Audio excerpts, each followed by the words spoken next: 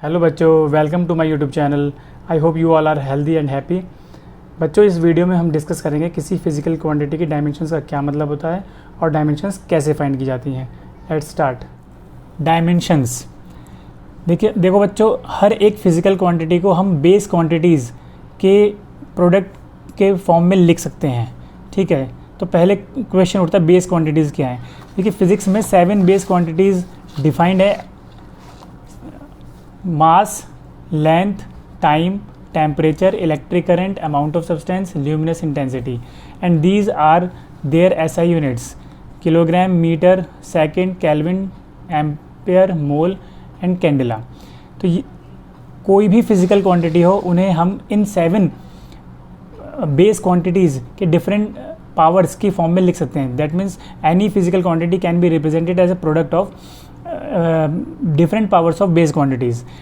The powers of base quantities are said to be dimension of that quantity. So the exponent of a base quantity that enters into expression is called dimension of that quantity in that base. तो ये चीज़ हम एक example से समझते हैं। एक quantity लेते हैं जिसका नाम है फोर्स। तो हमें पता है फोर्स क्या होता है: मास मल्टीप्लाई बाय एक्सेलरेशन। ठीक है, एक्सेलरेशन का क्या मतलब होता है? एक्सेलरेशन का मतलब होता है change in velocity divided by time. Change in velocity divided by time. अब देखिए, मास को हम m से रिप्रेजेंट करेंगे। यहाँ पर हम मास को कैपिटल M से रिप्रेजेंट करेंगे, टाइम को कैपिटल T से रिप्रेजेंट करेंगे, और लेंथ को हम कैपिटल L से रिप्रेजेंट करेंगे। जैसे डिस्टेंस वो एक लेंथ की फॉर्म है, डिस्प्लेसमेंट वो भी एक लेंथ की फॉर्म है। So mass is represented by capital M। Now change in velocity, तो चेंज इन वेलोसिटी की वही यूनिट होती है जो कि वेलोसिटी की होती है, और एक्चुअली में क्या डिस्प्लेसमेंट अपॉन टाइम, यानी कि L upon T। L displacement के लिए, T टाइम के लिए, upon time. This M is for mass. Change in velocity मतलब वेलोसिटी की ही यूनिट आएगी, और वेलोसिटी की का मतलब क्या होता है? डिस्प्लेसमेंट अपॉन टाइम, यानी length upon time upon T। ठीक है, तो यहाँ से आपको मिलेगा MLT-2। So dimensional formula for force is MLT-2। तो जब किसी क्वांटिटी का डायमेंशनल फॉर्मूला लिखते हैं तो हमेशा उसे एक स्क्वायर ब्रैकेट में रखते हैं, ये ताकि देखने वाला ये समझ जाए कि यहाँ डायमेंशंस निकाली गई है, इसकी डायमेंशंस के बारे में बात हो रही है। ठीक है, नाउ डायमेंशन ऑफ फोर्स क्या है? तो powers of M, L, T and other base quantities are dimensions of force. तो हम ये कहेंगे dimension of force are 1 in mass, 1 in length, -2 in time, and 0 in all other base quantities.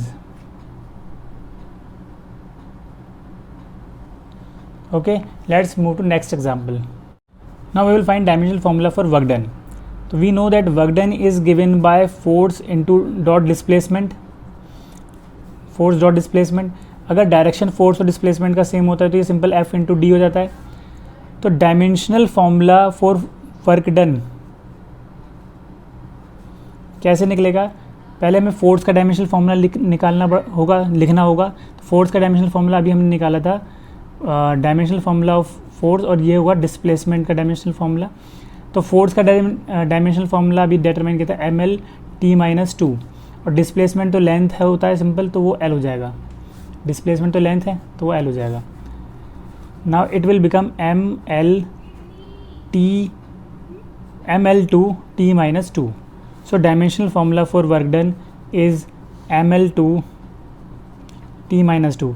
तो यहाँ पे एक चीज़ और ध्यान रखना, देखिए वर्क और एनर्जी सेम एक तरह से उनकी यूनिट सेम होती है। जब उनकी यूनिट सेम होती है तो डायमेंशनल फार्मूला भी सेम आएगा। जैसे कि आप काइनेटिक एनर्जी का डायमेंशनल फार्मूला फाइंड करें तो what is the formula for kinetic energy?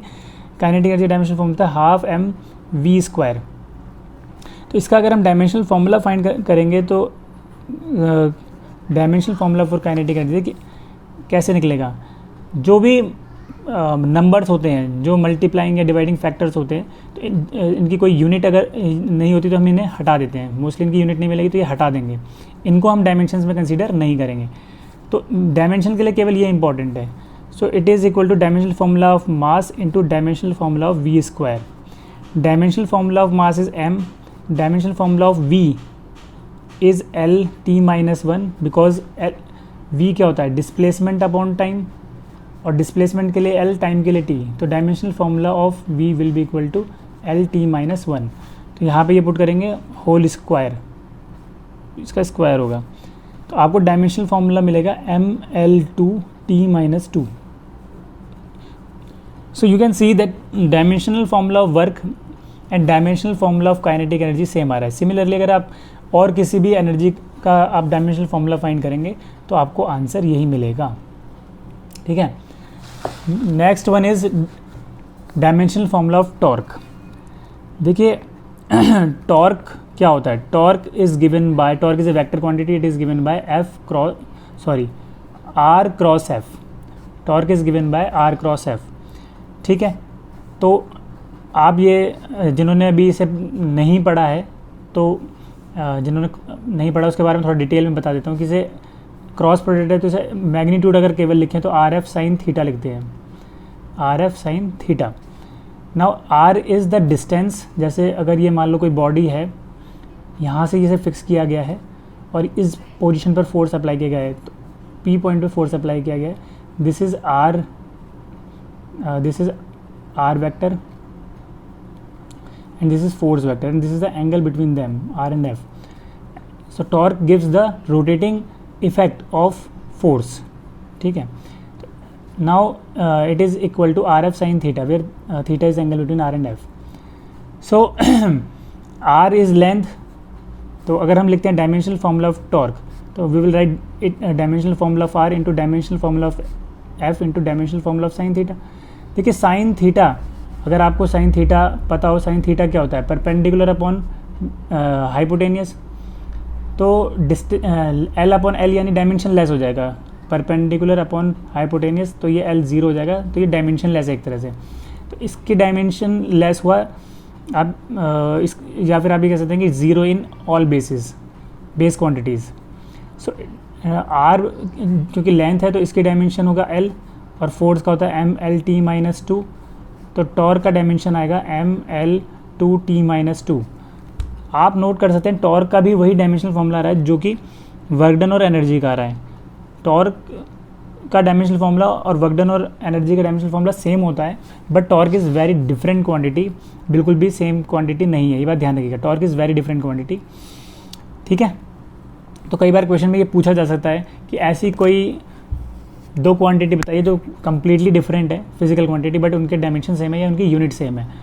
तो डायमेंशंस टॉर्क की और वर्क डन की सेम होती है, या एनर्जी और टॉर्क की सेम होती है, but they are completely different quantities. Next question is find the dimensional formula of universal constant of gravitation. देखिए यूनिवर्सल कांस्टेंट ऑफ ग्रेविटेशन आता है न्यूटन लॉ ऑफ ग्रेविटेशन में। तो न्यूटन लॉ ऑफ ग्रेविटेशन क्या है कि if there are two bodies of masses m1 and m2 separated by distance r center to center, okay, then force of attraction, gravitational force of attraction between them is given by F is equal to g m1 m2 upon r square. Now they are asking for the dimensional formula for universal constant of gravitation, that is capital G. इसके लिए क्या करते हैं, capital G को पहले separate कर लेते हैं। तो यहाँ से मिलेगा capital G is equal to R square, इधर मल्टीप्लाई होगा F R square, m1 m2 denominator में आ जाएंगे, m1 into m2। Okay, so for now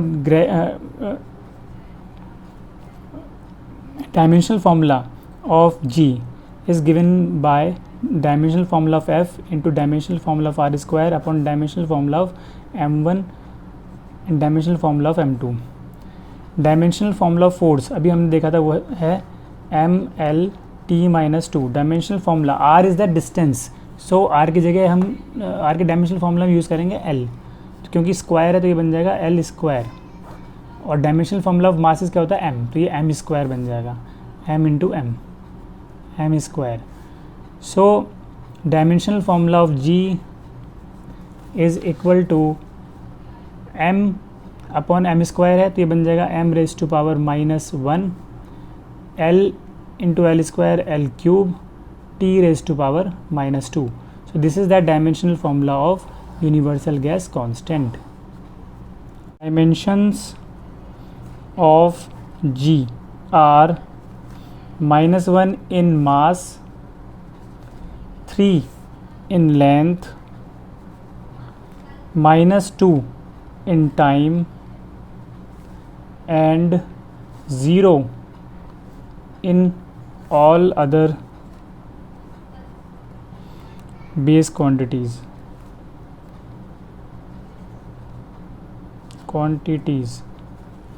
Find the dimensional formula of thermal conductivity. पहले हम समझ लेते हैं थर्मल कंडक्टिविटी कहाँ आता है पिक्चर में. Suppose there is a conductor and area of cross section of this conductor is A. It is heat conductor. Its area of conductor is A. Its length is given L, right, and temperature difference across its ends is theta 1 and here is theta 2. We are assuming theta 1 is greater than theta 2, that means heat will flow from first phase to second phase, theta 1 to theta 2, because theta 1 is greater than theta 2, right. Suppose इसके जो thermal conductivity है वो है K, तो thermal conductivity material पे depend करता है, thermal conductivity is K. Then heat pass the amount of heat which passes through this conductor in time t is given by Q is equal to K A theta 1 minus theta 2 divided by L multiply by T, where T is the time. T क्या है, time को represent कर रहा है कि कितने time दिया है, कितने टाइम तक हीट फ्लो कर रहा है. A is the area of cross section, L is the length of conductor, theta 1 and theta 2 are temperature, so theta 1 minus theta 2 is temperature difference. Now we need to find the dimensional formula of K, thermal conductivity.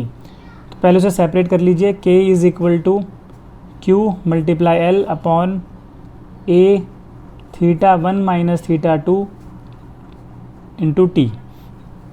So dimensional formula of K will be given by dimensional formula of Q multiply dimensional formula of L divided by dimensional formula of A, which is area of cross section, dimensional formula for theta 1 minus theta 2 and dimensional formula for T. Q क्या होता है, heat energy. अभी बताया heat energy है, तो इसका dimensional formula वही होगा जो एनर्जी का होता है, तो ये हो जाएगा ml 2t minus 2. L is the length of the conductor, इसके लिए L यूज़ होगा. A is the area of cross section, area के लिए क्या होता है L स्क्वायर, बिकॉज जैसे रेक्टेंगल का एरिया L इंटू बी, तो L इंटू एल यानी कि L स्क्वायर हो जाएगा. Theta 2 minus theta 1 temperature difference, तो जो टेम्परेचर का डायमेंशनल फार्मूला होगा या डायमेंशंस होंगी वही चेंज इन टेम्परेचर की होगी, और टेम्परेचर के लिए यूज़ करते हैं K, तो टेम्परेचर का हो जाएगा K. Now this is time, तो इसके लिए हो जाएगा T. So dimensional formula for thermal conductivity क्या आएगा, m L स्क्वायर से L स्क्वायर कैंसिल होगा, L बचेगा, T raise to minus 3 K raise to power minus 1. So dimensions of thermal conductivity are 1 in mass, 1 in length, -3 in time and -1 in temperature and 0 in all other base quantities.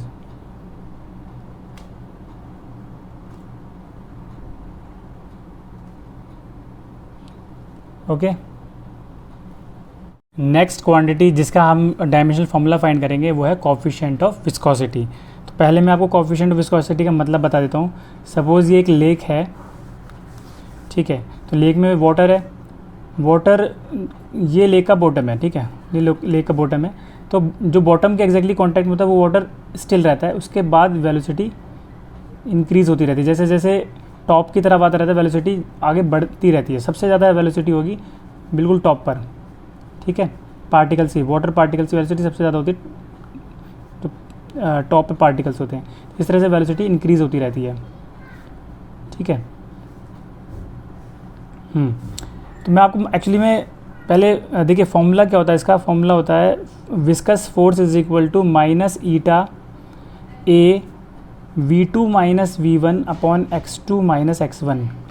तो अब इसमें x2 minus x1 क्या मतलब है, ये क्या है, ये लेयर्स हैं, लिक्विड लेयर्स हैं। तो किसी एक लेयर जहाँ पे मतलब सपोज बॉटम से हम पोजीशन ले रहे हैं, तो एक लेयर पे पोजीशन है x1, दूसरी लेयर पे पोजीशन है x2 यहाँ पर, और यहाँ वेलोसिटी है v2, यहाँ पे वेलोसिटी है v1। तो x1 से जब हम x2 की तरफ जा रहे हैं तो आप देख रहे हैं वेलोसिटी में चेंज आ रहा है, ठीक है, ये वो चेंज है, ये पोजीशन में चेंज है और ये वेलोसिटी में चेंज है, ये वेलोसिटी में चेंज है और ये पोजीशन में चेंज है। ए क्या होता है, ए होता है एरिया ऑफ कांटेक्ट, कितना लिक्विड का एरिया कांटेक्ट में है। Eta is coefficient of viscosity, जो लिक्विड पे डिपेंड करता है, लिक्विड की एक प्रॉपर्टी है, जितना ज़्यादा कोफिशिएंट ऑफ विस्कोसिटी होगा उतना ही विस्कस फोर्स ज़्यादा होगा। F is viscous force applied by liquid surfaces on each other, ये एक दूसरे पर लिक्विड सरफेस फोर्स अप्लाई करते हैं, तो ये फोर्स की फॉर्म है। नेगेटिव साइन शो कर रहा है कि वो रेजिस्ट करते हैं, इसलिए नेगेटिव साइन लगा रखा है, लेकिन डायमेंशनल फॉर्मूला के लिए माइनस साइन को हम इग्नोर कर देंगे, माइनस साइन की कोई यहाँ पर इंपॉर्टेंस नहीं है। तो डायमेंशनल फॉर्मूला में निकालना है ईटा का, यानी कि कोफिशिएंट ऑफ विस्कोसिटी का। तो आप पहले इसे अलग कर लीजिए, माइनस साइन में हटा दूंगा, तो आप लिखेंगे eta is equal to F x2 minus x1 upon a v2 minus v1, right. अब for dimensional formula of eta it is equal to dimensional formula of force into dimensional formula of change in dimensional formula of force into dimensional formula of change in position divided by dimensional formula of area into dimensional formula of change in velocity. तो dimensional formula of force is mlt minus 2, dimensional formula of change in position, देखिए change in position का मतलब ये जो है length होगी, दो position के बीच में चेंज भी लेंथ ही होता है, तो ये L हो जाएगा। एरिया का डायमेंशनल फार्मूला हो गया L2, और change in velocity, change in velocity का वही डायमेंशनल फार्मूला होगा जो वेलोसिटी का होता है, यानी कि LT minus 1। So dimensional formula of eta is equal to, अब आप देख सकते हैं L ये दोनों L स्क्वायर से कैंसिल हो जाएंगे, एक L बच जाएगा, ठीक है, तो ये आएगा ML minus 1। Not it is T raise to minus 2, ये T रेस टू माइनस 1, तो ऊपर आएगा T बन जाएगा, तो T raise to power minus 1, ठीक है।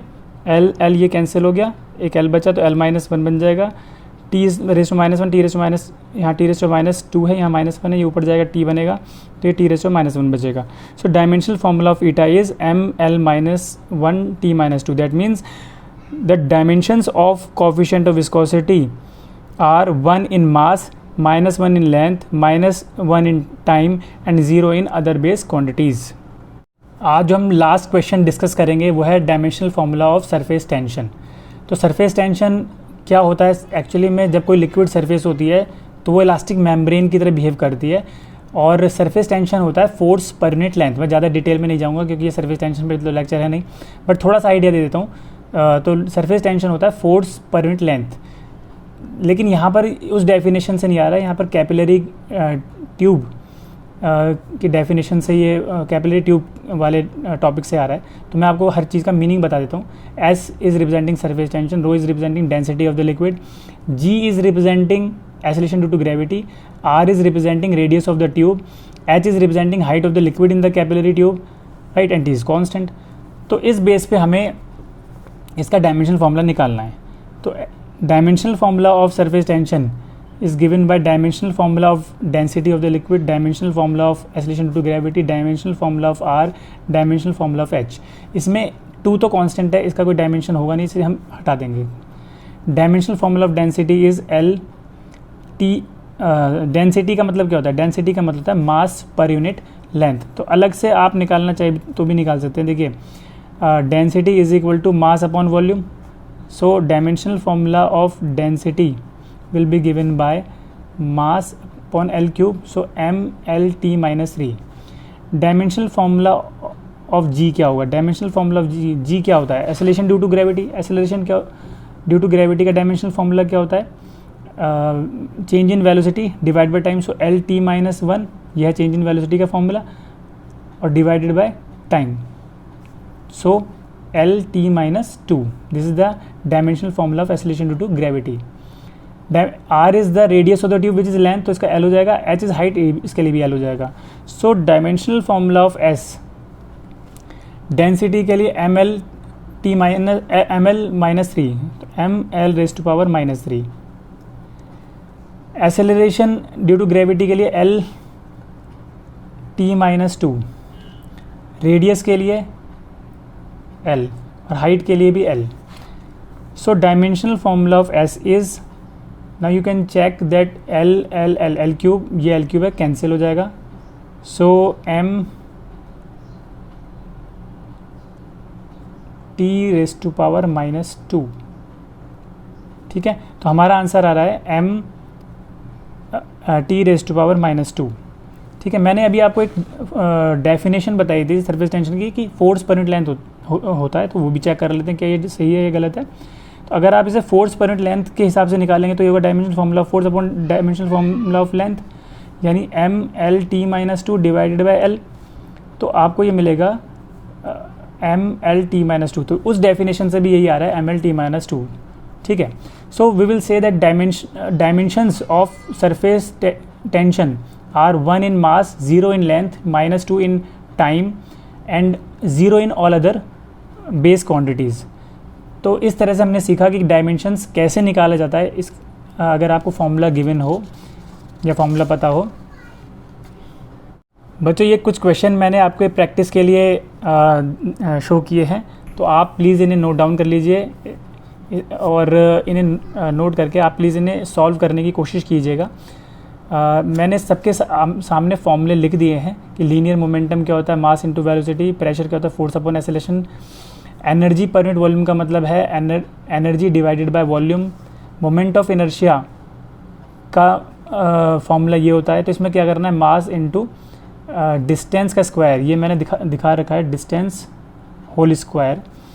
एंड फ्रीक्वेंसी क्या होता है, it is the number of revolution और साइकिल्स और वाइब्रेशन पर सेकंड। तो इतना मैंने आपको स्टेप दिया है कि आप डायमेंशन फॉर्मूला डिटरमाइन कर पाएँ। तो please note down them and try to solve them and please put your answer in the comment. I will check every answer, okay, and reply every answer. तो please अगर आपको ये video अच्छा लगा हो तो इसे लाइक, शेयर और सब्सक्राइब कीजिए। Thank you so much.